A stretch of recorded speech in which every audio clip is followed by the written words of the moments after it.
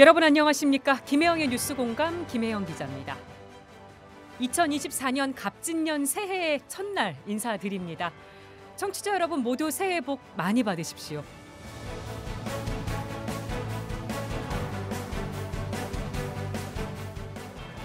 15년 전 오늘 한 정치인은 이런 신년 인사를 했습니다. 지금 우리는 민주주의, 경제, 남북관계 3대 위기에 처해 있다. 올해 최대 화두는 민주주의다. 2009년 최대 화두가 민주주의라니 조금 의아한 분들도 계실 텐데요. 당시엔 용산 철거민 참사가 우리 사회에 후유증을 남긴 때였습니다. 그래서 신년 사는 서민과 약자에 대한 안타까움이 탄식으로 이어집니다. 민주주의가 반석에 섰다고 생각했는데 착각이었다. 정치라는 것이 가난하고 서러운 사람들을 위한 것이지 잘 사는 사람을 위한 정치가 무슨 필요가 있나. 15년 전 오늘 현실 직시형 신년사를 했던 인물 바로 김대중 전 대통령입니다. 그의 신년사는 마치 유언처럼 생애 마지막 새해 인사가 됐지만 뜨거운 메시지는 아직도 선명하게 전해집니다. 정치적 보복이 이 땅에서 다시는 행해지지 않기를, 통일의 희망이 무지개처럼 피어오르는 세상이기를, 행동하지 않는 양심은 악의 편이다, 행동하는 양심이 되기를. 하지만 살아생전 그가 던졌던 화두는 아직도 풀지 못한 숙제가 됐습니다. 미완의 민주주의, 미완의 한반도 평화, 미완의 민생. 과연 우리 삶을 담보로 한 한국 정치는 어디를 향하고 있는 걸까요? 오늘 뉴스 공감은 이 시대 대명사가 된 김대중 정신이라는 거울에 지금의 정치권 상황을 비춰보려고 합니다.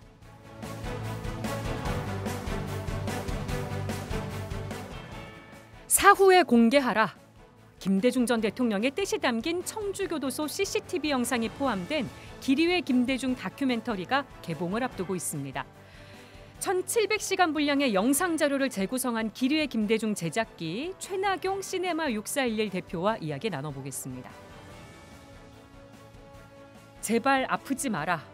아들에게 아프지 말라고 눈물로 당부했던 아버지 김대중. 정치인으로서 아버지의 길을 따라 걷고 있는 더불어민주당 김홍걸 의원, 또 김대중 대통령 탄생 100주년을 맞아서 기념사업회 대변인이신 전병헌 전 의원도 모시고 김대중 정신이 사라진 정치권의 민낯도 들여다보겠습니다.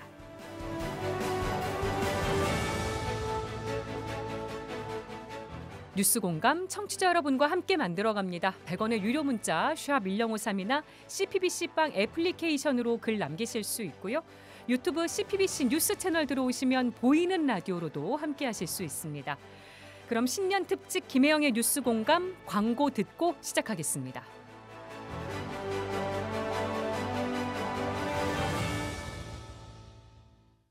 안녕하세요. 배우 박소연이에요.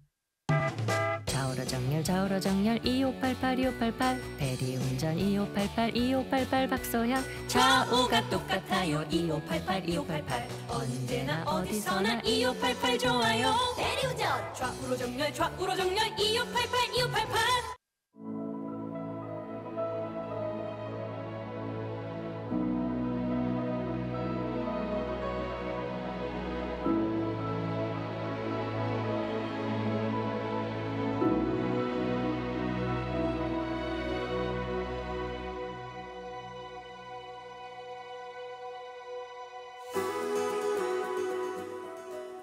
1월 10일에 개봉하는 영화죠. 기리회 김대중 제작에 함께하신 최나경 시네마 6411 대표와 먼저 얘기 나눠보겠습니다.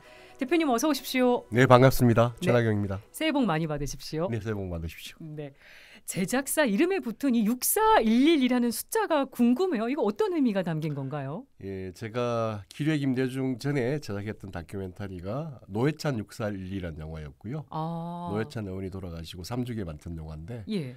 노회찬 의원께서 당대표 수락연설을 할 때 6411번 버스에 타시는, 새벽에 타셔서 강남에 출근해서 청소하는 노동자들 얘기를 하시면서 예. 그 버스 얘기를 했었습니다. 그래서 이 사회에 존재하시지만 이름 없이 호명 없이 사는 분들에 대한 얘기라서 이제 그런 뜻을 담은 영화를 좀 만들었으면 좋겠다 싶어서 제작사 이름을 그렇게 정했습니다. 아, 노회찬 전 의원의 그 뜻이 담긴 버스 번호였군요. 네, 그렇습니다. 버스 번호입니다. 네, 뭐 지금도 말씀해주셨지만 그동안 이렇게 정치 인물에 집중을 많이 하신 것 같더라고요. 정치인 다큐멘터리 제작을 쭉 해오신 이유가 뭐 특별히 있을까요?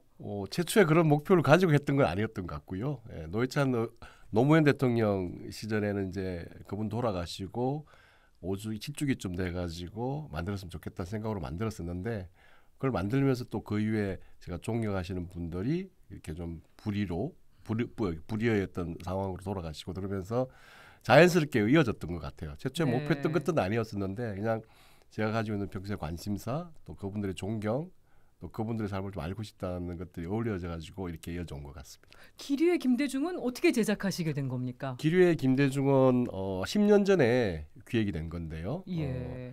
김대중 추모사업회에 계시는 정현백 대표께서 이제 최초 기획을 하셔서 이호 여사님께 허락을 받고 제작을 쭉 진행하시다가 몇 번의 이제 우여곡절을 겪고 나서 현재 지금 제작팀인 저희들에게 2019년에 제안을 주셔가지고 3년 동안 작업을 해서 만들게 되었습니다. 상당히 오랜 기간이 걸린 작품이네요. 그렇습니다. 이렇게 기획부터 해가지고 이렇게 개봉 때까지 10년도 걸렸는데 결과적으로 생각해 보면 어쩌면 100주년에 맞춰서 영화를 개봉해라 라는 대통령의 뜻이 아닐까라고 또 지금 와서 이렇게 보면 생각하고 있습니다. 네네. 예. 최근에 개봉한 영화 이제 서울의 봄이 역사가 스포일러였다 이제 이런 말이 돌기도 했는데 이번 이 기류의 김대중 작품은 팩트에 기반한 다큐멘터리입니다. 그렇죠. 네네. 가공된 극영화는 아니어서 아마 제작자 입장에선 좀 고민이 있으셨을 것 같기도 해요. 이 극성에 대한 고민 그렇죠. 네네. 어떠셨습니까? 뭐 그 부분은 감독님이 제일 고민을 많이 하셨을 것 같고요. 다큐멘터리 감독이지만 이 영화를 재밌게 만들기 위해서 노력했다라고 이제 첫 언론 공개 때 말씀을 하셨는데 재밌다는 얘기는 그 영화의 상영 시간 내내 관객분들이 몰입해서 볼 수 있도록 했으면 좋겠다라는 얘기였던 것 같아요. 네.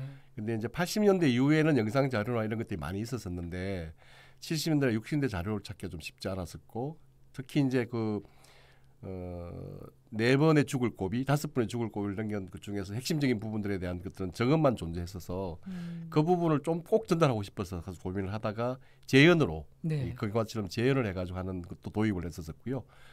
다큐멘터리 만드는 입장에서는 그런 부분이 좀 아쉬운 것 같습니다. 이렇게 분명히 어떤 상황이 있었다는 걸 다 알고 있고 또 그 안에서 굉장히 중요한 비중을 차지하는 사건들인데 그런 부분이 자료가 없어 못할 때 어떻게 대처할 것이고 어떻게 재현하고 어떻게 전달할 것인가 예. 같은 부분에도 한계가 있는 것 같습니다. 네, 고민이 없진 않으셨다고 네, 얘기를 그렇습니다. 해주셨는데 네. 민한기 감독님 또 얘기하신 거 보니까 신격화하는 걸로 비칠까봐 또 이 부분도 최대한 드라이하게 전달을 하려고 했다 얘기를 하셨더라고요. 네네네. 또 편향성 논란도 아마 좀 생각을 하신 것 같고 시사회를 하셔서 평가도 많이 벌써 들으셨을 것 같아요. 어떤 얘기 네. 들으셨습니까? 저희가 후원해주신 분들 대상으로 한 10,000명 정도, 12,000명 정도네요.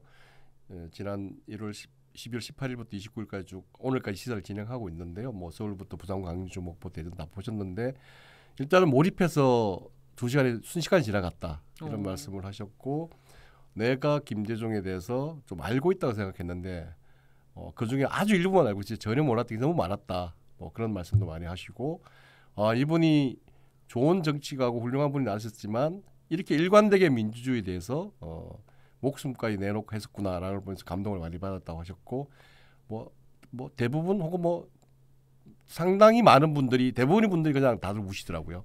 특정 장면에서. 그래서 제가 무대 인사를 하러 가는데요. 후원해주신 분들이 감사하러 가서 처음에 무대 인사하고 끝나고 나서 다시 한 번 더 또 인사를 드리거든요. 네. 그때 표정들이 많이 변해 있어요.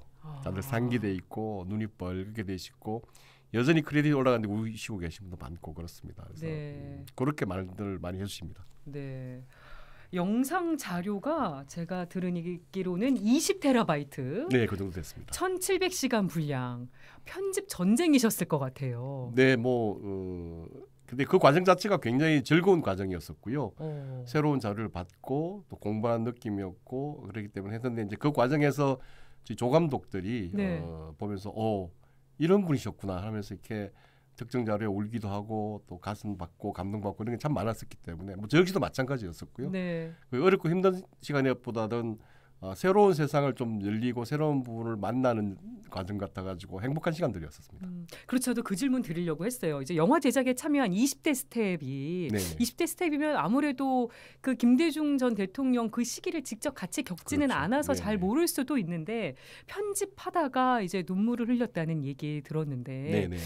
어떤 장면이 그 20대 스텝을 울렸을까 궁금하거든요. 네, 그렇죠. 네네. 요 부분을 저희가 영상 준비한 게 있어서 한번 같이 듣고 보면서 얘기를 좀 나눠보도록 그렇게 하겠습니다. 네.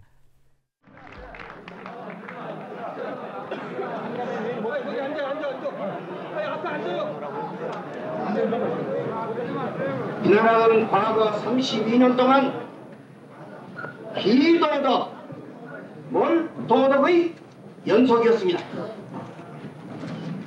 그러한 사태는 지금도 계속되고 있습니다.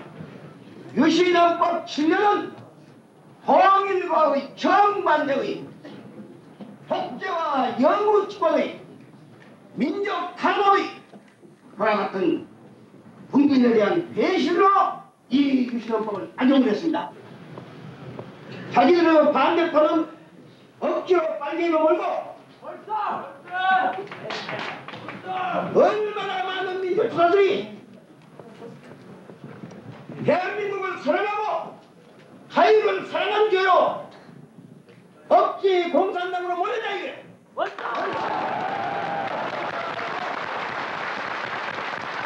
여러분 경각심을 가져야 합니다. 유신 세력은 지배육 사태로 독재의 장면에 종합에 열린 그 돌파구를 다시 메우려고 온갖 계획을 지금 꾸리고 있습니다. 우리는 파수병이 되어야 합니다. 우리는 전사가 되어야 합니다. 그래서 이와 같은 유신 세력들의 반역사적인, 반민중적인, 반민주적인 그와 같은 흉계를 우리는 국민의 힘으로 단호히 분쇄해야 합니다. 나는 그렇기 때문에 내 목숨을 내놓아 있더라도 여러분의 편입니다.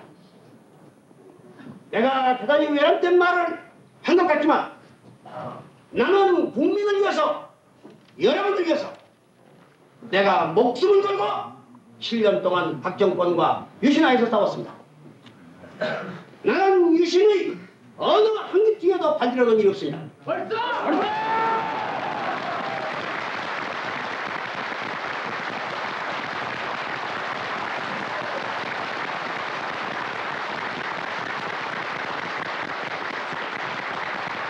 나는 내 주위에 여러분이 있는 이상 내 주위에 나를 바라보고 나에게 기대를 거는 국민이 있는 이상 어떤 권력의 비호보다도 어떤 긍정의 치유 비호보다도 나는 내 국민이 나를 지켜준 그 이상의 바람이 없고 재산이 없고 힘이 없다는 것을 여러분에게 말씀하고 싶습니다.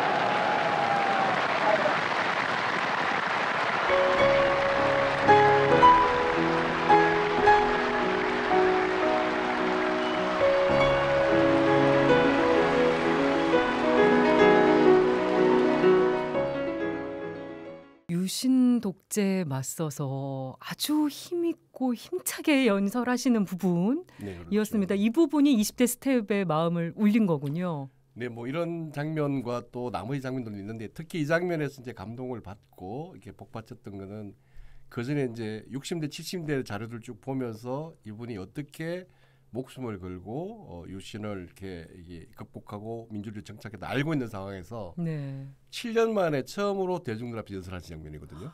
80년 초에 서울의 봄 때. 그래서 그 말씀 한마디 한마디가 사자우를 토하시지만 그게 정말 가슴 속에서 오랫동안 묵었던 얘기란 걸 너무 잘 알고 있기 때문에 굉장히 공감이 됐던 것 같아요. 그래서 네. 정서적이고 감성적인 눈물일 수도 있겠지만 오히려 이거 어쩌면 복받쳐 오르는 어떤 공감 같은 부분에 있어 가지고 충분히 이렇게 그 눈물 흘리고 그럴 수 있는 것 같고 영화 속에서도 저희 한 중간쯤 1시간쯤 분량이 나오거든요. 예. 대부분 이 부분부터 이제 관객분들이 앉아 계시다가 갑자기 이제 몸을 앞으로 숙이면서 화면에 몰입하기 시작하는 그런 장면이기도 합니다.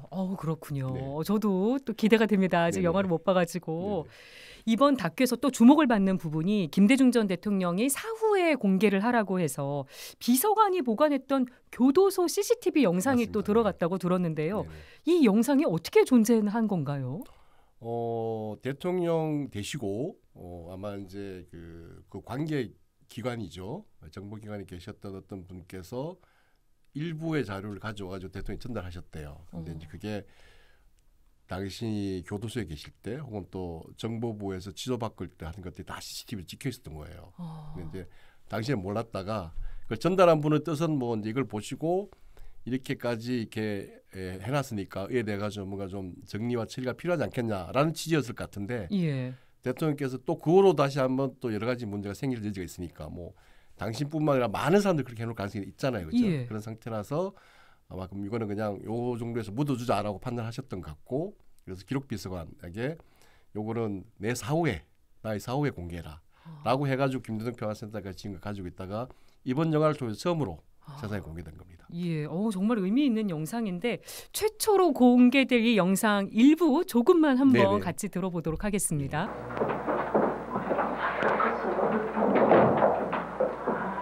근데 왜 춤이 이렇게 이제 앉으시죠. 뭐.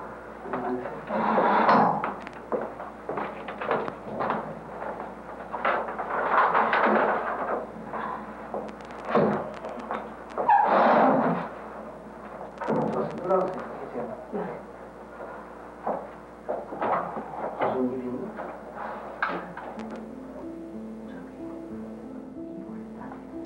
이희호는 미국으로 가서 병 치료를 하라는 안기 부장의 제안을 받아들이라고 김대중을 설득했다. 김대중은 받아들이지 않았다. 이희호는 다시 면회했지만 2시간이 넘도록 김대중은 대답하지 않았다. 나는 그런 거짓말하고 싶지 않단 말이야. 그건 첫째고 그냥 미국 가는 거에 있어서 말이야. 그냥 이거 이렇게 되고 간다 하면 이 가족들 거랑 같이 가기로 하고 뭘 먹고 사느냐는 문제였단 말이야. 그렇다고 우리 가서 노동해서 돈 벌자 하도 없지 않냐 말이야.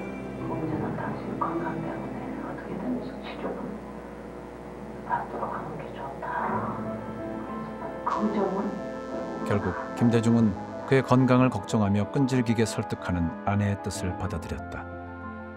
김대중이 미국행에 동의하자 안기부는 정치활동은 하지 않겠다는 건의서를 요구했다. 출국을 위해서 필요하며 정부가 원하는 건의서라고 했다. 얘기하고 싶은 거는 맨날 얘기한 겁니다. 정치활동을 안 하는. 김대중은 건의서를 쓸 수 없다고 했다. 전두환 정권이 건의서를 이용해서 그를 웃음거리로 만들 게 뻔하기 때문이었다. 앞으로 상황은 그런 식으로 몰아치는 상황은 안 될 겁니다. 김대중은 안기부 간부의 말을 믿지 않았지만 동지들을 석방시킬 수 있다는 아내의 마지막 간곡한 부탁에 미국 망명을 결정했다.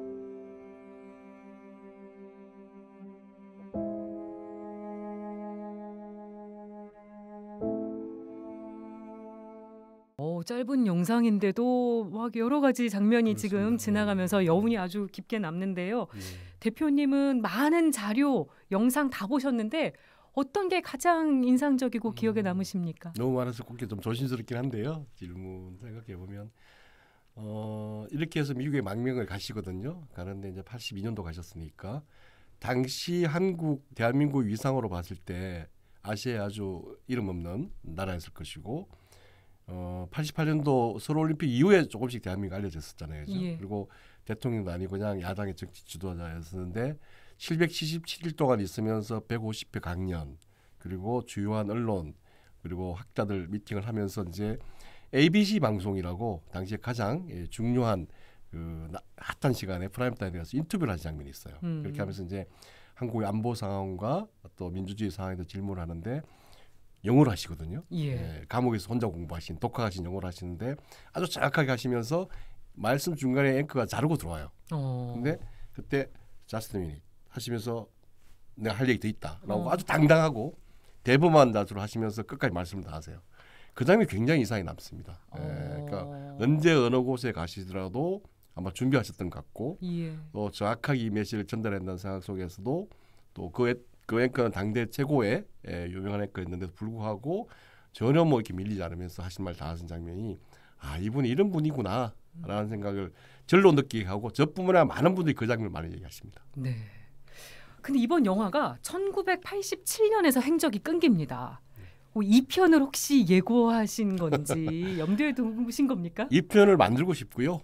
처음에는 24년 출생부터 탄생한 때부터 대통령 재임 시까지 얘기를 좀 다루자는 목표였었는데 예. 그렇게 하니까 시간이 한 4시간 이상 나올 것 같더라고요. 지금 87년까지 다룬다 2시간이었고 뭐 해서 고민을 하다가 그러면 좀 나눠야겠다라고 했을 때 어디에 나눌까 고민을 하고 토론을 많이 한 끝에 87년, 70년대 80년대 정치의 장이 없다가 다시 돌아와서 정치의 장으로 들어가는 정치는 또 새로운 출발을 하는 네.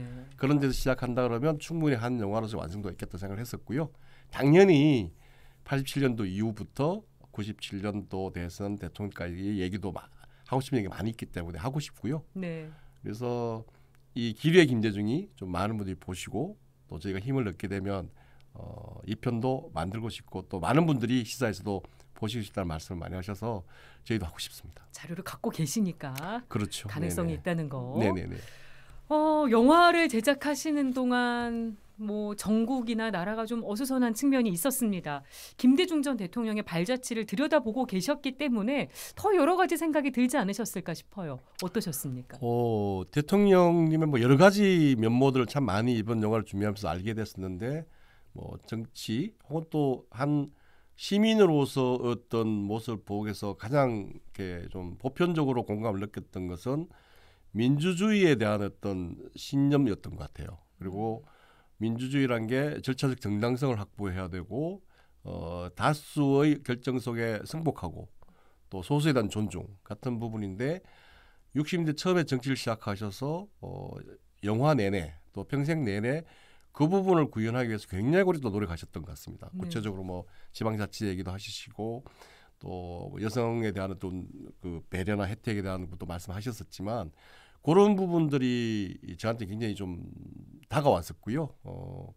저희가 이제 평범한 시민들 입장에서 보면 주요한 결정을 하시는 분들이 약속하고 지키고 하는 것들이 기준이 되고 또 따라갈 수 있는 부분인데 대통령과 달리 최근에 붙은 부분에 대해서는 그런 부분에 대해 가지고 좀 생각할 거리가 많이 있지 않나라는 생각이 들었습니다. 네, 기류의 김대중 누구보다 먼저 한 줄 평을 남겨주신다면? 영화에 대한 평이라고 한다면 대통령님에 대한 평이 아니라 영화에 대한 평이라고 한다면 2시간에 순식간에 가서 몰입해서 볼 수 있는 영화 2시간 동안에 몰입해서 볼 수 있는 재미있는 영화 이렇게 정리할 수 있을 것 같습니다. 예, 순식간에 몰입해서 볼 수 있다. 더 궁금해지는데요. 마지막 질문 드리겠습니다. 바로 이어서 김대중 전 대통령 아드님이시자 정치인의 삶을 살고 있는 김홍걸 의원 나오시거든요.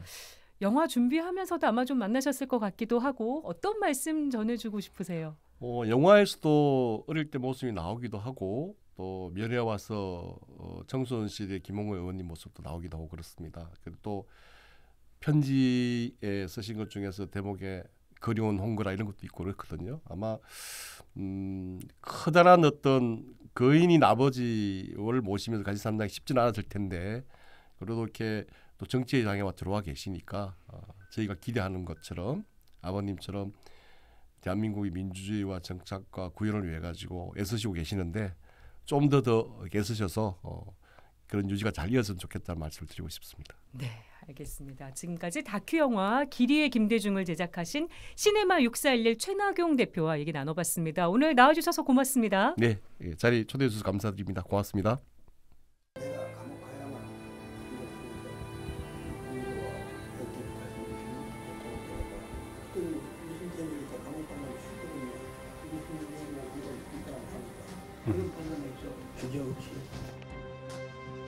원칙은 민주주의 유엔에 있었죠. 민주주의만이 우리 국민의 국민적 합의의 근원입니다. 다른 어떤 유의라고도 3,500만 국민을 합의시킬 수 없습니다. 민주주의 유엔 없습니다. 폭력으로 전 정부의 독재를 싸울 수 없습니다. 그렇기 때문에 우리는 비폭력으로 하되 투쟁을 하되 해서 감옥으로 들어가자.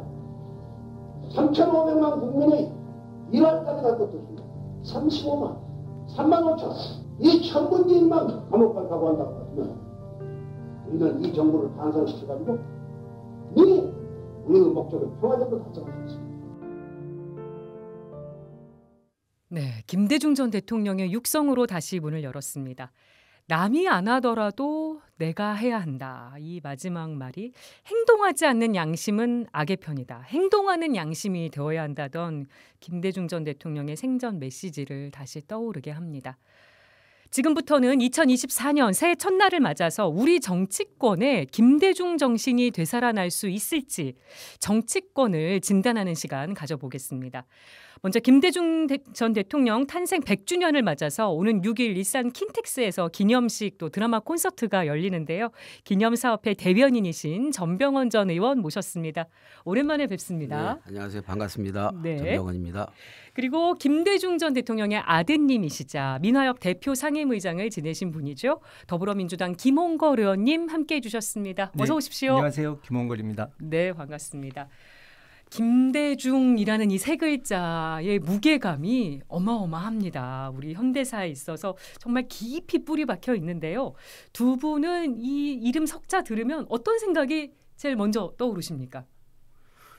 저는 그 대한민국의 품격을 떠올리게 되고요. 그 한국의 대표적인 세계적 브랜드다 이런 생각이 듭니다. 품격, 브랜드 얘기해 주셨고요. 의원님은요? 뭐 저한테는 한편으로는 아버지이시지만 한편으로는 돌아가신 후에도 계속 교훈을 주시는 가르침을 주시는 스승님 같은 존재죠. 아, 스승님 같은 존재. 와, 또 묵직한 이야기들이 나왔습니다. 제가 김대중 전 대통령 정치 행보를 짧게 추려보면요. 일찌감치 정계에 입문해서 40대 대선 후보가 되셨고 죽을 고비를 여러 번 넘기셨습니다. 그리고 낙선의 아이콘이라는 소리를 들으면서도 4번의 도전 끝에 이제 정권 교체를 성공시키면서 대통령에 당선이 됐고 분단 이후에 첫 남북 정상회담을 성사시켰고 한국인으로는 유일하게 노벨상까지 받으셨습니다. 혹시 제가 언급한 이 짧은 부분에 빠져 있어도 두 분이 각자 내 마음속에 1등으로 꼽는 김대중 전 대통령의 행적 어떤 거 꼽으시겠습니까? 제가 기억하는 것은 그 외환 위기 극복. 우리가 외환 위기를 정말 모범적으로 2년 만에 빨리 극복하지 않았습니까? 근데 그 취임식 날 이 중간에 많은 실업자들이 발생하고 어려움을 국민들이 겪을 것이라고 말씀하시다가 좀 울먹이시는 그래서 취임사를 중간에 잠시 중단하시는 장면이 있었는데 그날 밤에 제가 인사드리러 청와대를 들어갔는데 그런 말씀을 하시더라고요. 청와대 첫날 밤이면 다들 정말 희희낙낙할 분위기여야 되는데 엄숙한 표정으로 우리는 아직도 여당이 된 것이 아니다. 정권을 차지한 것이 아니다. 스스로를 아직도 야당이라고 생각하고 매사에 조심해야 된다. 이런 말씀을 하시더라고요. 그러니까 그 외환 위기의 경제 상황 또 정치적으로도 청와대만 차지했을 뿐이지 각 곳에 반대 세력이 도사리고 있는 그런 상황을 염려하셔서 조심스럽게 신중하게 나가야 된다고 생각하신 거죠. 예, 대통령 취임식 첫날 밤 이야기를 해주셨고요. 전병헌 전 대변인님은 어떤 부분 생각나세요? 예, 저는 대한민국의 패러다임을 바꾸신 분이라고 생각해요. 기본적으로.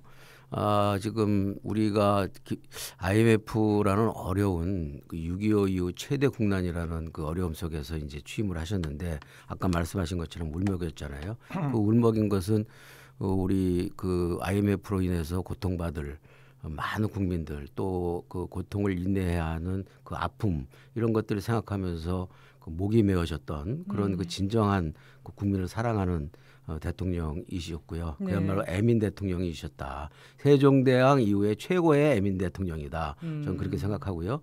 그래서 바로 이제 그 패러다임을 바꾼 가장 큰 것 중에 하나가 복지 체계를 완전히 바꿨죠. 네. 기초생활보장법이라는 단군 이래 최초의 그 복지 제도를 그 만들었고 그 복지 예산 라고 하면 그 전까지는 그냥 연탄 겨울에 연탄 몇 장 내어주고 쌀 몇 말 팔아주고 네. 하는 것이 복지다. 이런 구율적 수준의 복지 생각을 가지고 계셨고 또 대다수의 그 관료들도 복지 예산은 그 소모성 예산이다 이렇게 생각을 했는데 대통령께서는 복지 예산은 소모성이 아니라 생산을 유발하는 생산성을 가진 예산이다. 그래서 생산적 복지라는 개념으로 완전히 그 복지 패러다임 자체를 바꾸고 국민기초생활보장법이라는 걸 만들어서 사실상 우리가 흔히 이야기하는 거지가 그 IMF 끝나고서 거지가 상당히 노숙자는 여전히 있지만 거지가 사라지는 그런 그 패러다임이 바꿔졌고요. 두 번째는 기본적으로 그 이 IT 강국을 선도하신 분이죠.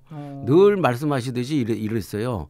우리 선조들이 그 산업혁명이라는 거대한 새로운 물결에 제대로 타질 못해서 그 200년 동안 우리나라가 후진국 대접을 받고 국민들이 너무너무 고통스러웠다. 네. 그런데 새로운 그 흐름이 다가오고 있다. 그것은 정보화 혁명, 제3의 물결이 다가오고 있는데 이번 제3의 혁명만큼은 선도적으로 올라타서 우리 선조들이 잘못해서 후손들이 어렵게 살았던 그런 그 과오를 되풀이하지 말아야 된다. 그래서 이 기본적으로 IT 산업 강국을 이끄는데 그야말로 선구적이고 선도적 역할을 하셨죠. 네. 마지막으로 조금 길지만 한 가지만 더 말씀드리면 네. 문화산업에 대한 완전히 인식을 바꿔놨어요. 예. 그래서 그 전까지만 해도 이 한일 문제가 국민 간에 상당히 지금까지도 많은 그 감정적 대립이 있지만 일본 문화 개방이라는 엄청난 문화계에 반대를 무릅쓰고 우리 문화에 대한 자신감과 자부심을 가지고 일본 문화를 개방함으로써 사실상의 한류를 토대를 완성시켰고 문화 산업에 있어서 가장 중요한 것은 이 간섭보다도 그 지원을 하되 간섭을 하지 않는다라는 그런 철칙을 가지고 그 창조력, 창의력을 존중하는 그런 그 패러다임으로 해서 우리나라가 요즘 이른바 한류, K문화 이런 이야기가 나오는 근간을 만드신 분이다. 그렇게 생각하죠. 와, 하나를 꼽으실 수 없어서 세 가지나 꼽아주셨는데 김대중 전 대통령 올해 서거 15주기 이제 탄생 100주년 이렇게 됐습니다. 정치인들이 위해서 정말 여야 가리지 않고 김대중 정신을 되살려야 한다는 말 참 많이 나오거든요. 두 분이랑 정치권 이야기 본격적으로 나눠보기 전에 이거부터 여쭤볼게요. 미래 세대가 김대중 정신이 뭡니까 물어보면 뭐라고 대답해 주시겠습니까? 예, 뭐 이 말씀을 드리자면 1시간도 더 걸리지만 이제 시간 관계상 짧게 말씀드리자면 김대중식 정치 그것은 이제 자신과 생각이 다른 상대들과 이렇게 정치를 할 때 뭐 상대의 잘못된 부분은 비판은 하지만 절대 상대를 악마화하지 않고 또 상대를 비난만 하는 것이 아니라 대안을 내놓으면서 이렇게 잘할 수 있는 방법이 있는데 왜 그런 식으로 하느냐 이런 식으로 이 좀 대안을 내놓는 정치 그것이 김대중식 정치라고 할 수 있는 것이죠. 그러니까 비판을 위한 비판이 아니라 인정할 부분은 인정하되 잘못된 부분은 지적을 하는 그렇게. 사실 박정희 정권이 그런 점이 두려웠기 때문에 김대중 대통령님을 암살하려고 했던 것이죠. 김대중 정신 어떻게 얘기해 주시겠습니까? 저는 지금 미래 세대한테 말씀을 드리고 싶다면 도전과 창조 정신이라고 생각해요. 김대중 대통령은 연세가 드셨음에도 불구하고 어떤 세대, 어떤 젊은이들과의 대화를 해서도 말이 안 통하는 법이 없어요. 오히려 이 젊은이들이 김대중 대통령님과 말씀을 나누면 무엇인가 미래를 보는 듯한 느낌이 있고 무엇인가 창조적인 발상을 하는 듯한 그런 그 영감을 주는 그런 대화를 늘 하셨던 분이라고 생각이 되고요. 네. 그다음에 현실 정치적으로 볼 때는 요즘과 같은 시대에 저는 참 그 대통령님을 모신 지 얼마 안 된 상태에서 야 저건 진짜 명언이다 이렇게 생각한 게 있는데 그 정치는 서생적 문제의식과 상인적 현실 감각을 가져야 된다라는 말씀을 하셨거든요. 예. 서생적 문제의식은 그야말로 이 선비가 갖고 있는 지사적인 그리고 그 사회적인 문제를 꿰뚫어보는 통찰력 이런 걸 얘기하는 것이고 상인적 현실 감각은 정치는 그럼에도 불구하고 현실이기 때문에 이상만 쫓아서는 안 된다. 현실적인 대안을 갖고 지금 말씀하신 것처럼 그 대화를 하고 대안을 늘 제시를 해야 된다라는 그런 취지에서 말씀하신 건데 요즘에 보면은 어느 쪽은 너무 서생적 문제의식에만 집착하고 어느 쪽은 너무 그 상인적 그 현실 감각만 집착을 하다 보니까 예. 이게 충돌이 많이 되고 서로 간의 대화와 소통도 많이 단절되는 것이 아닌가라는 그런 아쉬움이 있죠. 이어서 질문 드릴게요. 그러면 김대중 정신을 되살리려면 네. 김대중 정신에 비춰봤을 때 네. 지금 가장 시급하게 정리가 필요한 사안, 가장 시급하게 내려야 될 결단 뭐라고 보세요? 저는 그 지금 우리 사회에서 정치 문제뿐만 아니라 우리 사회에서요 그 화해와 그 관용이라고 생각해요. 네. 저는 대통령께서 말씀은 그렇게 하시지만 실제 관용이 그렇게 쉬울까 이렇게 생각을 했는데 실제 집권을 하고서 다 사면복권을 하고 그 심지어는 지금 말씀하신 것처럼 본인을 몇 번씩이나 암살하려고 했던 박정희 정권의 관계자들하고도 화해를 하고 예. 그리고 직접 사형 선고를 내리고 죽이려고 달려들었던 전두환하고도 그 용서를 하고 화해를 하셨잖아요. 네. 그리고 대화를 또 하셨죠. 그래서 저는 이 시대를 관통하는 가장 중요한 김대중 정신은 관용과 화해다. 그리고 소통이다. 네. 그렇게 생각합니다. 그래서 요즘 뭐 전두환 그 서울의 봄 때문에 욕 많이 또 먹고 있지만 그 전두환 대통령이 그렇게 이야기한 것이 남아 있잖아요. 화상으로 예. 자기가 평생을 살면서 가장 행복했던 순간이 김대중 대통령으로부터 청와대에 초청받아서 만찬을 대접받으면서 자기가 어찌됐든 대통령 시절 7년 동안 대통령을 하면서 얻었던 여러 가지 국정의 경험이나 지혜를 물어봤을 때가 자기가 인생을 살면서 가장 행복했다라는 네. 이야기를 그 한 장면이 있어요. 그런 정도로 원수하고도 사실상 네. 관용하고 사랑하고 소통한 그런 않은 태도, 예, 그게 가장 중요하지 않은가 싶습니다. 네. 지금 요새 여야 관계는 너무 불통이잖아요. 그렇죠. 의원님은 이 김대중 정신에 비춰봤을 때 요즘 가장 시급한 사안 뭐라고 보세요? 뭐 지금 용서와 화해 또 합리적인 정치 그런 것에 부활이 필요하다는 말씀을 이미 하셨으니까 저는 요즘 가장 걱정되는 부분은 그런 갈등 해소, 국내적인 갈등 해소도 있지만 이제 대외적으로 이제 남북 간의 교류 단절 또 이 미국, 일본에만 치우친 그러니까 균형이 완전히 깨져버린 외교 네. 이걸로 인해서 우리의 국익을 지금 전혀 챙기지 못하고 있고 동북아시아에 있어서 우리가 그냥 구경꾼 신세로 남들이 갈등하는 사이에서 우리는 그냥 옆으로 밀려난 네. 구경꾼 신세로 앞으로 전락하지 않을까. 그래서 김대중 대통령님께서 항상 외교가 우리에게는 너무도 중요하다.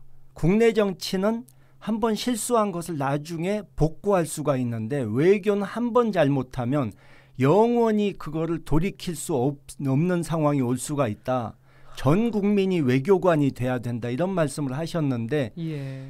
너무 그런 문제에 있어서 지금 우리가 그걸 완전히 등한시하고 있지 않은가. 위험성을 모르고 있지 않은가 하는 걱정이 많이 듭니다. 네. 예, 저 지점에서요. 제가 한마디만 딱 네. 첨언하고 싶으면 굉장히 중요한 말씀하셨는데 우리 국민 여러분들께서 한번 회상하셨으면 좋겠어요. 내년 1월 6일이 김대중 대통령 탄생 100년 기념일인데 김대중 대통령 집권 시절만큼 우리가 한반도라는 것이 약소국이고 네. 한반도를 둘러싸고 미일 중로라는 최강대국이 있어서 이해 충돌에 아주 그 어떤 그 지뢰밭이다 이런 첨예한 얘기를 장소죠. 이런 얘기를 어렸을 때부터 많이 듣고 실제 국제 정치학에서도 많이 인용되고 있는데 김대중 대통령 집권 5년 동안 미일 중러하고 한국하고 가장 사이가 좋았어요. 심지어는 북한까지도 사이가 좋았잖아요. 외교가 가장 잘 됐던 그렇죠. 시기. 그래서 이제까지 역사적으로 단군 이래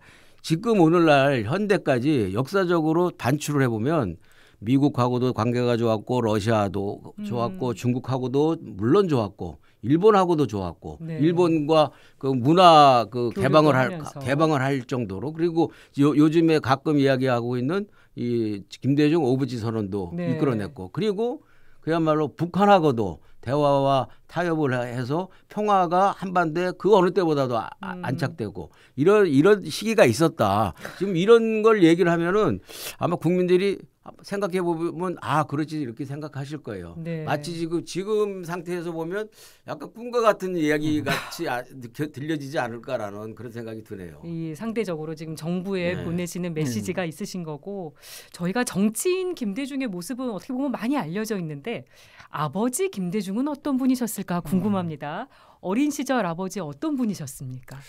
제가 이제 태어난 지 뭐 한 열흘 만에 아버지가 국회의원에 당선되셔가지고 그때부터 계속 바쁘셨거든요. 예. 그러니까 사실 어렸을 적에 뭐 아이들과 놀아주고 아이들 학교를 찾아가고 이런 일반 학부형의 모습은 전혀 없으셨던 분이셨죠. 거죠. 아버지 얼굴 뵙기도 힘들었죠. 근데 저는 처음부터 아버지가 나라를 위해서 중요한 일을 하시는 분이라는 생각이 있었기 때문에 네. 왜 우리 아버지는 나랑 안 놀아주시나 뭐 이런 불평은 전혀 없었어요. 서운하진 않으셨어요? 예. 그리고 뭐 예를 들어서 이 감옥에 가시고 사형 선고를 받으실 때도 우리 가족 중에 누구도 적당히 타협해서 좀 편하게 사시지 이런 얘기를 하는 사람이 없었습니다. 그러니까 어떻게 보면 좀 이상한 집안이죠.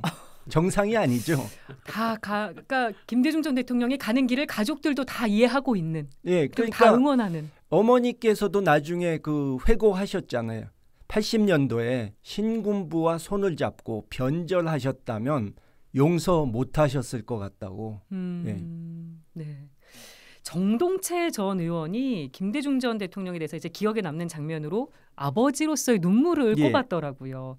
장남이 이제 안색이 안 좋은 상태로 집에 들어오니까 어디 아프냐 물으면서 제발 좀 아프지 마라 이렇게 얘기하면서 눈물이 맺히는 걸 보고 울컥하셨다고 이제 얘기를 했는데 아무래도 고문을 받으셨던 김홍일 의원이 마음에 더 박히셨던 게 아닌가 싶습니다.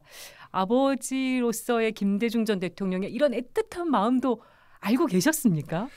아버지께서 뭐 그렇게 내색은 많이 안 하셨지만 이 자식들이 특히 저는 그래도 나이가 어렸었기 때문에 불이익을 덜 당했는데 뭐 대학교 이유 없이 떨어질 뻔하다 간신히 살아난 뭐 경험은 있지만 그래도 형님들은 이제 아버지 때문에 취직도 못하고 큰형님은 감옥 가고 고문당하고 그것 때문에 나중에 파킨슨 병 걸려서 일찍 돌아가셨거든요. 그런 거에 대해서 아버지께서 굉장히 마음 아파하셨죠. 근데 지금 생각해 보면 옛날에 그 감옥 가시고 고생했을 때 그때가 좋은 점도 있었다 하는 생각이 들어요. 잘 이해가 안 가시겠지만 그때는 뭐랄까 이 우리가 옳은 일을 하고 있으니까 언젠가는 승리할 것이고 승리하면 좋은 세상이 오겠지 하는 그런 어떤 희망이 있었거든요. 그랬기 때문에 고생스럽긴 했지만 이 희망이란 그거 큰 희망이 있었기 때문에 좀 마음은 편했던 것 같아요. 의원님은 어떤 아들이셨습니까? 뭐 쉽게 말씀드리면 좀 미련한 아들. 그러니까 한마디로 살아계실 때는 그분이 하시는 행동, 말과 행동에 대해서 그 깊은 뜻을 이해를 못하다가 돌아가신 후에 돼서야 아 그때 이래서 이렇게 하셨구나. 그러니까 나중에 그러니까 돌아가신 후에 정치를 그만두신 후에 벌어지는 상황을 보면서 아 그분께서 하셨던 게 결코 쉬운 일이 아니었구나. 이런 깊은 뜻이 있어서 그걸 하셨구나. 뒤늦게야 좀 깨닫게 되더라고요. 그러니까 아까 말씀드린 돌아가신 후에도 계속 교훈을 주시고 가르침을 주신다는 게 그런 뜻입니다. 네. 이번에는 대변인님께 여쭤볼게요. 네. 김대중 전 대통령하고 어떻게 인연을 맺으셨습니까? 예, 저는 뭐 그 80년 봄에 그 고려대학교 그 대표자로 지목이 돼가지고서 그 4월 19일 날 아침 조찬하자라는 연락을 받았어요. 먼저. 처음에. 예, 그래서 80년 봄에 4월 19일 갔더니 몇몇 대학교 학생 대표들이 같이 와 있더라고요. 그래서 거기서 이제 처음 뵀는데 그 전까지는 김대중이라는 그 단어를 언론에서 찾아볼 수가 없었어요. 제야 인사, 동교동 뭐 이렇게만 네. 돼 있었죠. 그래서 제가 이제 만나 뵙게 돼서 도서관 가서 일주일 동안 무지하게 공부를 열심히 했어요. 어떤 분인가? 거기서 제가 이 무릎과 책상을 치면서 야 이분은 10년 이상을 앞서신 분이구나라는 걸 느끼고 탁월한 식견과 통찰력이 계시고 역사인식이 있다는 것을 정말 제가 짧은 기간에 알게 됐어요. 그때부터 존경을 하게 됐는데요. 그 뒤에 뭐 이러저러 이제 인연을 조금 간접적으로 갔다가 87년 이제 대선 끝나고 이제 평민당 창당할 때 창당 발기에 이제 그 이름을 올려서 같이 했는데 그때 이제 저는 87년 대선 끝나고 유학을 가려고 준비를 중에 있었는데 저를 그 29살 때 야권의 그 제1야당 그 편집국장으로 발탁을 해주셨어요. 예, 그래서 최장수 편집국장을 하게 되면서 김대중 대통령님이 주로 주관하시는 모든 회의에는 제가 보이지 않게 늘 그 배석해서 학습을 받았죠. 발탁이 되신 걸로. 예. 그런 인연이 있으시군요. 네네. 대변인님은 청와대 정무수석도 지내셨으니까 이 질문도 드려볼게요. 지금 국회가 여소야대 정국입니다. 네. 뭐 정치가 실종됐다는 말까지 나올 정도로 지금 뭐 국회 상황이 국민의 불신을 받고 있는데 김대중 정부도 그때 보니까 여소야대 지형에서 출범을 했거든요. 그렇죠. 예. 그 같은 여소야대 정국인데 그때는 어떻게 풀어나갔었을까?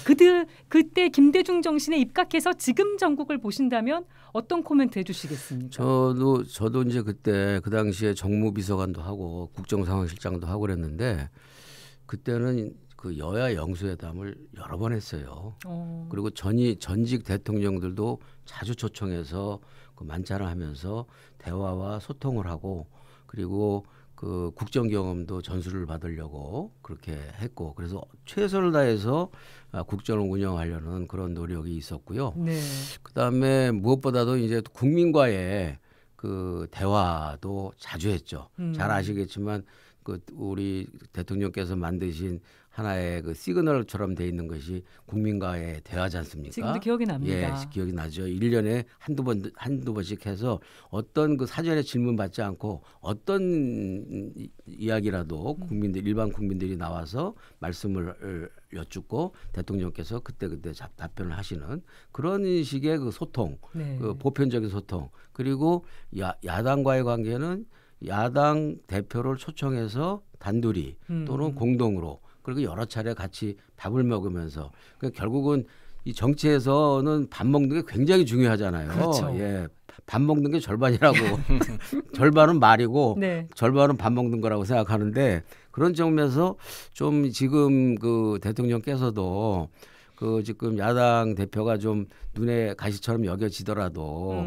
그 미운 사람 떡 하나 더 준다고 하는 말도 있잖아요. 지금 그래서 여야 영수회담이 열리지 않고 있는 상황 지적하신 거죠? 그렇죠. 그래서 좀 자주 얼굴을 보고 그러면 그 미운 정도 고운 정이 되고 고운 정도 또 미운 정도 되는데 그렇게 하다 보면은 무엇인가 협조하는 관계가 형성이 되고 그렇게 된다면 국민들의 걱정도 좀 덜어지지 않을까. 근데 하여튼 제가 한 가지 확실하게 말씀드릴 수 있는 것은 그 당시에 이제 이해창 대표가 굉장히 강력한 야당 대표였어요. 예. 사실상 5년 동안 거의 부통령급이다라고 할 정도로 여소야대 힘이 국면에서 막강했죠. 힘이 막강했죠.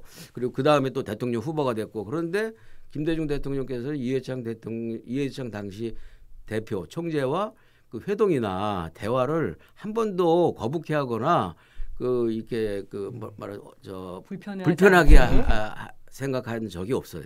네. 그래서 근데 대화는 강자가 먼저 손을 내밀어야 대화가 되는 것이지 그리고 용서와 관용도 강자가 먼저 해야 용서하고 관용이 되는 거잖아요. 그래서 좀 우리 그 지금 대통령께서도 좀 더 넓은 마음으로 야당을 좀 포용하고 대화하면서 그렇게 많은 대화를 하다 보면 되겠다. 그리고 제가 문재인 정부 때 정부수석을 했는데 저는 그때도 여소야대였어요. 예. 근데 제가 정부수석 뭐 긴 시간은 하진 않았지만 저는 그 당시 정부수석하면서 민주당보다 야당을 더 많이 돌아다녔어요. 그러셨어요. 훨씬 압도적으로.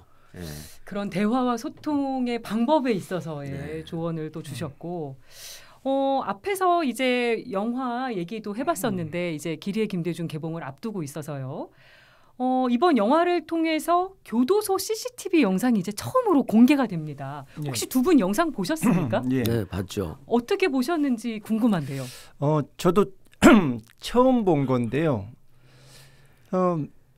그 옛날 그 교도소 네. 어머니가 왔다 갔다 하실 때 그 생각이 나더라고요. 네. 그때 석방되시기 직전에도 이 같이 수감된 분들, 같은 사건으로 수감된 분들, 그분들을 석방시키기 위해서는 아버지께서 미국으로 가시는 걸 동의해야 된다 해가지고 어쩔 수 없이 이제 아버지를 설득해서 아버지는 나 안 풀어줘도 좋으니 미국 갈 생각 없다. 내가 왜 해외로 도망가야 되느냐. 그러셨는데 이제 다 동지들을 풀려나게 하기 위해서 할 수 없이 하신 거죠. 당시에도 이런 상황을 알고 계셨나요? 대충 상황은 아셨죠. 근데 그때도 보면 정말 007 작전으로 출국을 하셨던 것이 이제 우리 일가족을 앰뷸런스에 태워가지고 김포공항으로 간 다음에 이 정상적인 출국 절차가 아니고 갑자기 활주로 옆에 문을 열더니 비행기 앞에 딱 가서 내리더라고요. 비행기 타니까 그제서야 여권을 주면서 계속 안기부에서 붙어서 했던 거죠. 예, 특별 대우로 받으셨네 아주. 계셨던 교도소장이 와서 그 자리에서 이제부터 가석방입니다 하더라고요. 그러니까 무슨 소리냐 하면 가석방을 조금이라도 미리 해주면 나는 석방됐으니까 이제 미국 안 가고 여기 있을래 이러면 안 되잖아요. 그럴까 봐. 그러니까 비행기에 태워놓고 이제부터 석방이다. 되게 평범하지 않은 출국 과정이셨네요. 민간인이 그렇게 출국한 건 아마 역사에 없을 것 같습니다. 예, 정말 특별한 스토리입니다. 대변인님은 그 영상 어떻게 보셨어요? 저도 약간 인상 깊게 봤어요. 그리고 왜 김대중이라는 분이 영웅이고 위인으로 평가받아 마땅하구나 이런 생각을 든 게 그 영상이 처음 딱 나왔을 때요. 그래 가야지. 왜냐면 여기서 있으면 언제 죽을지도 모르는 상태이니까. 물론 이제 일단은 뭐 사형은 면한 상태이긴 하지만 그 고초를 언제 끝날지 모르니까 일반 사람 같으면 가서 미국 가서 활발하게 망명 활동을 하면서 미주화 운동을 해야지 이렇게 쉽게 생각했을 텐데 안 가겠다라는 말이 저한테는 또 한 번의 충격이었어요. 역시 보통 분이 아니구나. 네. 그래서 이 여사님께서 간곡하고 간절하게 동지들을 얘기를 하면서 설득해서 가까스로 한참 지난 데에 그거를 받아들이시는 걸 보고서 저도 김대중 대통령님을 가까이 모신 사람 중에 한 사람이긴 하지만 가까이서 모신 사람일수록 가까이 모신 사람한테는 영웅이 없다고 그러잖아요. 심지어 나폴레옹도 가까이 모신 사람한테는 영웅이 아니다 이러는데 저는 제가 늘 얘기하는 게 김대중 대통령님이야말로 가까이 모신 사람일수록 존경하지 않을 수 없는 그런 분이다라고 전 늘 얘기하고 있죠. 정말로 지금도 보면요 돌아가신 지 오래됐지만 그리고 그 김대중 탄생 100년 기념 사업 추진을 하고 있지만 가까이서 모신 사람일수록 더 적극적이고 더 그리워하고 네. 더 존경하고 그래요. 예. 네. 저는 영상 속에서 이제 이희호 여사의 모습이 또 애잔하게 느껴지기도 했는데 이제 남편이 말을 할 때까지 침묵을 깨지 않고 묵묵히 기다리면서 들어주시는 모습. 어머니는 어떤 분으로 기억하세요? 어머니께서는 여잔데 인류대학 나오고 미국 유학까지 하고 여성운동을 하면서 나이가 40이다 그러면 아 저분은 평생 독신으로 살려고 작정했구나 이럴 때인데 그 당시만 해도 이제 아버지와 결혼한 것은 일반적인 결혼이 아니고 이 뭐 한반도 평화라든가 민주주의 또 성평등 이런 세상을 만들기 위한 동지로서의 결합이었던 거죠. 네. 근데 아버지도 남들하고 절대 뭐 원수를 만들고 남을 적으로 만들고 이런 거 못 하시는 분이었지만 그래도 정치를 하셨기 때문에 적이 생길 수밖에 없고 배신하고 떠나는 사람도 생겼는데 어머니의 경우는 정말 누구도 어머니에 대해서 욕하는 사람이 없었어요. 그러니까 예를 들어서 연금당에서 기관원, 경찰들이 집을 지키고 있을 때 못 나가게 막고 있을 때 겨울에 춥겠다고 그 사람들 따뜻한 음료수며 먹을 것 내다 주시고 그러니까 남을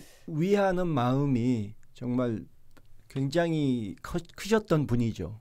이어지는 질문이 이렇게 드리고 싶습니다. 지금 다시 현실 정치로 돌아와 보면 영부인 관련 이슈로 지금 전국이 시끄럽습니다. 뭐 특검, 뭐 거부권 정국까지 이어지고 있는데 어떻게 보십니까?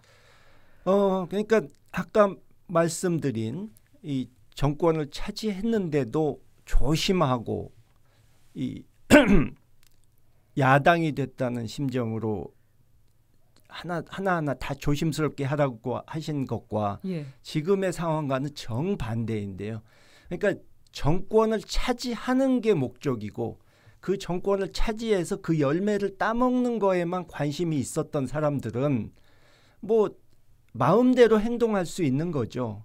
근데 정권을 차지하는 게 목적이 아니고 정권을 차지한 후에 국가를 위해서 나라를 위해서 후대를 위해서 어떤 성과를 내느냐 어떤 업적을 남기느냐를 생각하셨던 분들은 조심스럽게 할 수밖에 없는 거죠. 근데 지금은 너무 반대로 가고 있는 것 같다. 그러니까 그냥 권력을 누리는 거에만 관심이 있지 나중에 어떤 식으로 역사의 평가가 되든 남들이 비난은 하든 말든 처음부터 그거는 관심이 없으셨던 거죠.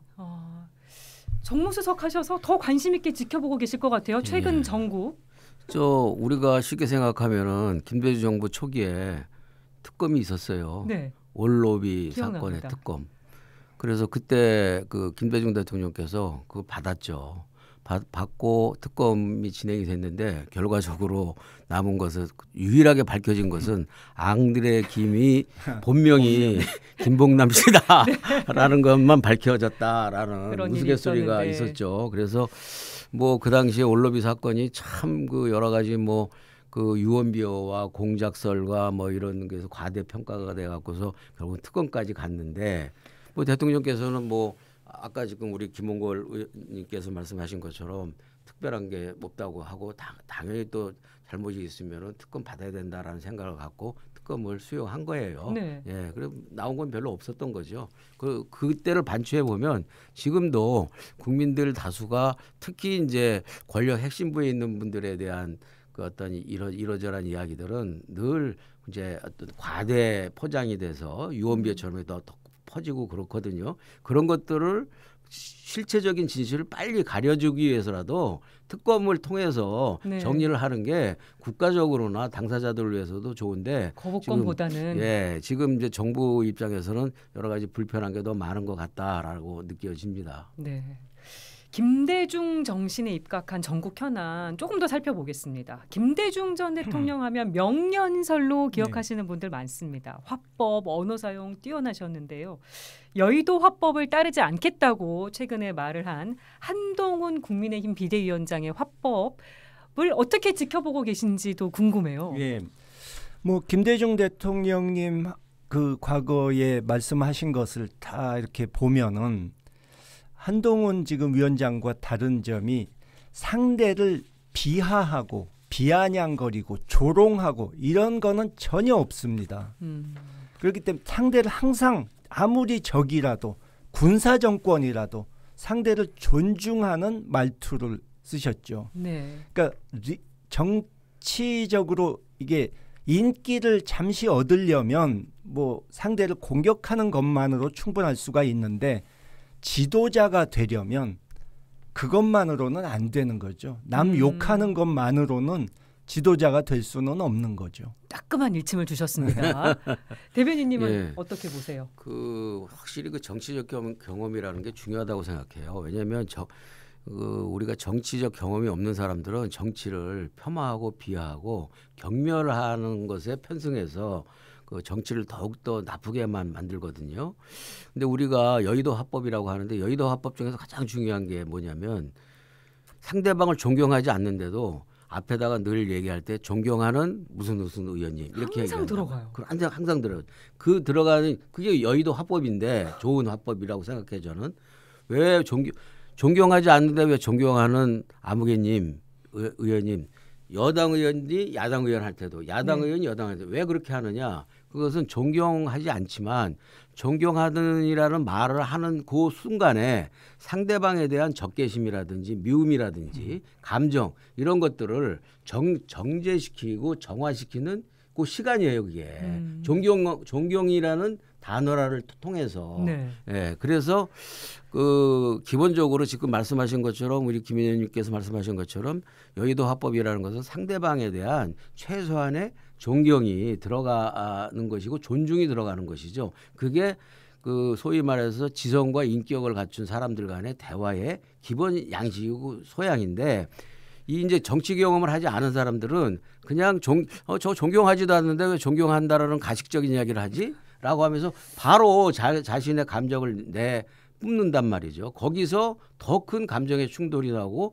더 큰 천박한 이야기들이 오고 가고 경박한 이야기가 오고 갈 수 있는 문제인데 그런 것들을 국민들이 좋아하는 것 같지만 사실은 쉽게 식상하고 국민들이 안 좋아한다. 그리고 정치를 오히려 더 나가락으로 떨어뜨리는 그런 부작용이 있기 때문에 이런 점들을 좀 고려를 해서 정치를 이제 처음 하시는 우리 한동훈 비대위원장께서도 그런 정도의 제스처나 그건 쇼맨십이 아니고 최소한의 자기 마인드 컨트롤이고 정제를 위한 그런 약간의 여유분이다라는 것으로 인식을 했으면 좋겠습니다. 네. 한마디로 정치인이 상대에게 이 막말하고 비하하고 이런 것은 어떻게 보면 자기 얼굴에 침 뱉기 하는 거죠. 그 부분을 좀 명심했으면 하는 바람이신 예. 거고요.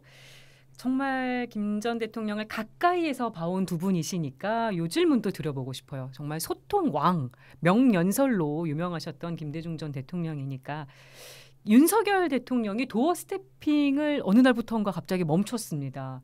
그리고 기자회견도 잘 안 하고 있어요. 김대중 전 대통령이 계시다면 어떤 조언을 해주셨을 것 같으세요? 늘 하시던 말씀이 있는데요.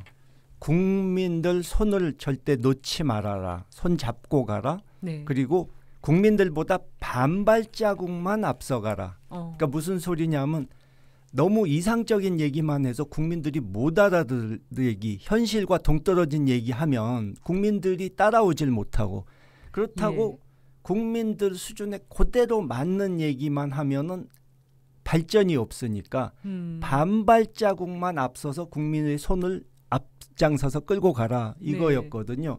그러니까 국민과 소통이 안 되면 그런 게 불가능하지 않습니까?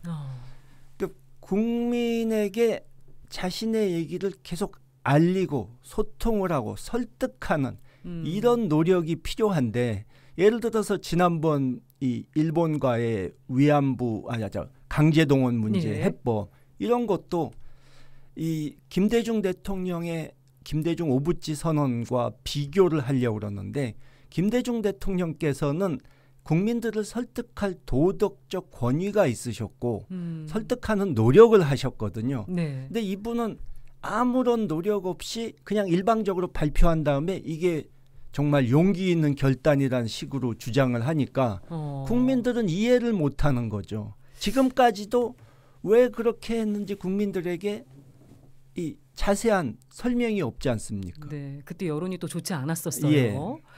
대통령한테 어떤 조언을 해줄 것 같으세요?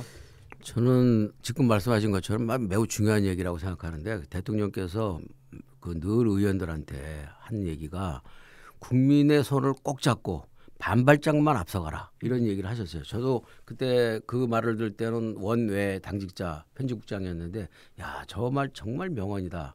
근데 이것은 여당이나 야당이나 모두 똑같이 해당되는 얘기라고 생각해요. 지금 상태에서 국민의 손을 꼭 잡고 반발짝만 앞서가는 그런 정치가 필요하다고 생각하고요. 두 번째는 도어 스태핑은 저는 그 김대중 대통령이라면 안 하셨을 거라고 생각해요. 왜냐하면 대통령이 도어 스태핑을 한다는 것은 기자들은 나와서 이렇게 질문을 하지만 기자들은 다 나름대로 잘 하시겠지만 준비를 해서 나오지 않습니까? 근데 대통령께서는 아무래도 국정의 모든 5만 가지가 다 있는데 모든 것을 다 세세하게 알지도 못할 뿐만 아니라 기본적으로 충분한 생각을 가지고 신중하게 얘기를 해야지 그게 무게감도 있고 국정을 운영하는데 책임감이 있는 것인데 기자들이 출근할 때마다 도어 스태핑이라고 나와가지고서 우르르 몰려들어가서 이거저거 막 얘기를 하면 거기서 임기응변적으로 답변을 해버리고 그럼 거기서 실수가 나오고 그렇게 되면 신뢰가 떨어지고 그리고 거기서 또 언론과의 트러블이 생기고 결국은 그래서 중단했잖아요. 그래서 저는 처음부터 할 때부터 저 누군지는 몰라도 저 도어 스태핑을 제안한 사람은 저 대통령을 잘못 보시는 거다. 전 그렇게 생각을 했어요. 그리고 다만 주기적으로 아까 말씀드린 것처럼 기자회견, 정기적인 기자회견을 하고 두 번째는 국민과의 직접적인 소통 자리도 늘 주기적으로 마련하도록 해라. 그렇게 하시오라고 대통령께서 아마 말씀하실 것 같아요. 네. 오늘 새해 첫날 1월 1일인데요. 마침 세계 평화의 날이기도 합니다. 김대중 전 대통령 정말 진정성 있는 정치로 평화를 이끌어냈던 분이시기도 한데 그래서일까요? 프란치스코 교황이 김대중 전 대통령 탄생 100주년 맞아서 메시지 보내주셨다고 들었거든요. 메시지 보내주셨어요. 어떤 내용입니까? 간단하게 전해주신다면요. 우선 그 대통령께서 그 종교적 신념과 그 도덕적 신념으로 평생 국가와 국민에게 헌신한 그 일생에 대해서 정말 존경한다 이런 말씀을 해주셨고요. 그리고 그 인권 향상과 항상 그 평생을 가난하고 소외된 그 국민들을 위해서 그 노력하고 애쓴 그런 그 국정 운영에 대해서도 박수와 존경을 보낸다 이런 이제 취지도 말씀을 하셨습니다. 그리고 화해와 연대 평화의 이 길로 분단과 이 분단을 극복하고 평화의 길로 인도해서 노벨 평화상을 받은 것은 당신에 대한 충분한 그런 공적에 대한 인정이고 받을 만한 자격이 있었던 분이다 이런 말씀을 하시고요. 그리고 저는 이제 이 대목이 굉장히 중요하다고 생각하는데 지금 자연적으로나 그 사회 환경적으로 갈등과 이 분열, 충돌 이런 양상이 있는데 당신이 이제까지 살아온 정신과 말하자면 가치가 이러한 지금 우리가 당면하고 있는 현세에 당면하고 있는 사회적 그다음에 그 환경적 문제들을 극복하고 미래로 나가는데 매우 중요한 디딤돌이 될 것이다. 이런 말씀을 하고 이번 100년 그 탄생 100년을 기점으로 해서 이런 것들이 한국은 물론 세계 속으로 더 많이 널리 전파되기를 기원한다 이런 말씀을 해주셨습니다. 정말 뜻깊은 메시지예요. 예. 세계 평화의 날 얘기가 나왔으니까 남북관계 평화 얘기도 안 하고 넘어갈 수가 없는데 민하엽 대표 상임의장도 지내셨고 남북관계 또 한반도 이 관계 개선을 위해서 누구보다 또 심혈을 많이 기울여 오신 걸로 알고 있습니다. 아버님의 뜻을 좀 이어가야겠다 이런 생각도 혹시 있으셨던 건지. 예, 다른 건 몰라도 한반도 평화 문제에 있어서는 돌아가신 어른의 뜻을 따라서 좀 최선을 다해 보려고 했었고 그래서 2018년도에 10년 만에 처음으로 많은 이 민간 단체 분들을 모시고 저희가 금강산에 가서 북측과 행사도 했었고요. 북측과 여러 가지 좋은 행사를 하기로 합의가 다 돼 있었는데 갑자기 그 하노이에서 회담이 결렬되는 바람에 그 후로 교류가 끊긴 게 지금 굉장히 안타까운데요. 사실 그래도 돌아가신 어르신 덕분에 그 북측에서 저를 뭐 홀대하지는 않아요. 그래서 지금도 어느 정도 소식은 듣고 있는데 예. 요즘 와서 정말 걱정이 많이 되는 것은 지금 다 끊어졌습니다. 예, 그 성명에서 뭐 대한민국이라고 처음으로 부르고 한 게 있지 않습니까? 예. 근데 그것은 우리를 그냥 외국으로 치겠다. 같은 민족이고 뭐 필요 없다. 거리감이 별로 생긴 거예요. 남쪽 사람들 별로 도움도 안 되는데 이제 외면하고 살겠다. 어차피 남쪽이 뭐 미국과의 문제 푸는데 도움도 안 되고 뭐 차라리 협상을 한다면 미국하고 직접 하면 되지 왜 남쪽하고 하느냐. 네. 아무런 역할을 못 하는데 그러니까 김대중 대통령님 때와는 전혀 다르니까. 그러니까 이게 제가 지금 걱정스러운 것은 2017년 네. 전쟁 난다고 할 때만 그때까지만 해도 그래도 뭐 어둠이 있으면 내일은 새벽이 오겠지 하는 희망이 있었는데 네. 지금은 이러다가는 상황이 호전되고 북한이 개방의 길로 가더라도 이 북방을 개척하는 그 문제에 있어서 우리가 주도적인 역할을 못하고 일본, 중국 뭐 이런 다른 나라에게 주도권을 뺏기고 예. 우리는 이거 국영권 신세로 전락하는 것이 아닌가 하는 걱정이 들 정도입니다. 왜냐하면 예. 김정은 위원장은 그 아버지 할아버지하고는 달라요. 요즘 우리나라 MZ세대하고 똑같습니다. 그러니까 민족 이런 거 관심 없는 사람입니다. 그런 지금 너무 걱정스러운 냉정한 상황이라고 사람이죠. 네. 얘기를 해주셨고 참 안타까운 일이에요. 대북 정책 어떻게 네. 평가하십니까? 저기 대통령님 이제 그 말씀을 나누고 있기 때문에 말씀드리면 클린턴 대통령이 집권하고 있는 상태에서 우리가 이제 김대중 대통령님이 집권을 하게 됐잖아요.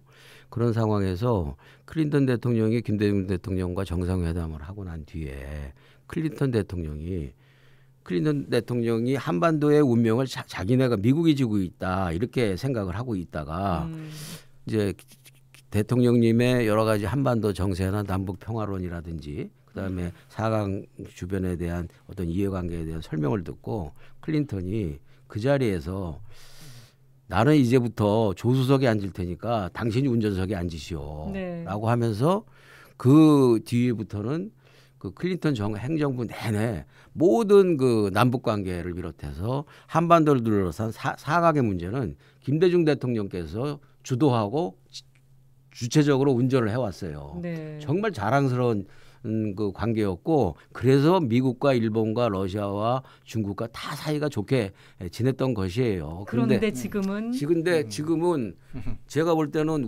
조수석은커녕 지금 뒷좌석에 앉아 있는 거 아닌가 이런 걱정이 사실 있는 것이고 너무 밀려난 것 같아서 그래서 더욱 더 안타까운 거죠. 예. 운전석에는 바이든이 앉아 있고 조수석에는 일본 그 수상이 앉아 있고 그런 느낌이 있어서 너무 안타깝고 답답합니다. 네. 한 말씀 덧붙이자면 그 당시에 클린턴 대통령이 이 남북한 문제가 아닌 중국과의 문제, 예를 들어서 중국 뭐 상황이 안 좋은데 중국 방문해야 하느냐, 예. 중국 WTO 가입시켜야 하느냐 이런 한반도와 상관없는 문제까지 김대중 대통령님께 상의를 하셨는데 그게 아마 역사상 전무후무한 일이었던 것 같습니다.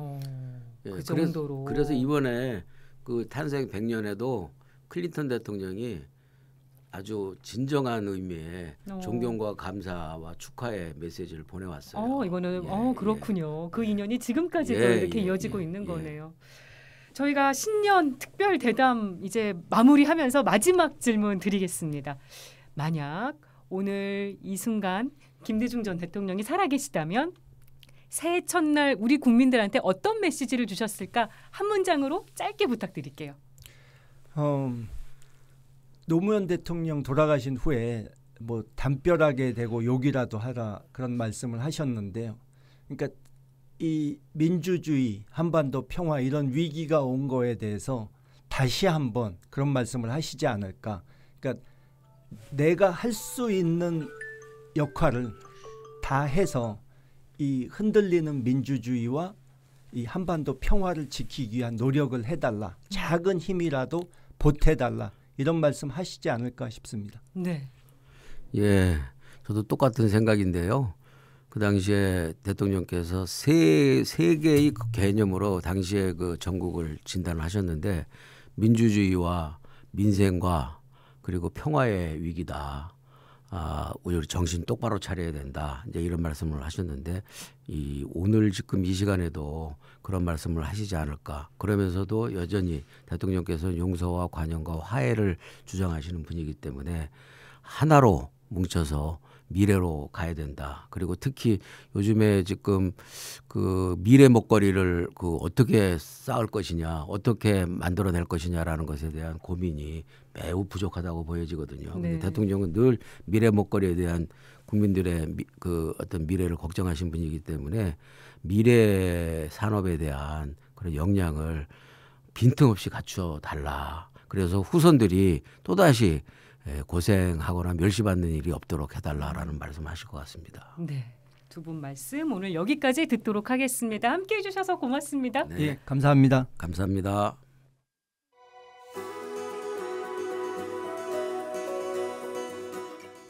새해 첫날에 전해드린 김혜영의 뉴스공감, 김대중 전 대통령 탄생 100주년을 맞아서 신년 특집으로 김대중 정신과 또 우리 정치권에 대해서 얘기해봤습니다. 저는 내일 저녁 6시 3분에 다시 찾아뵙겠습니다. 새해 복 많이 받으시고요.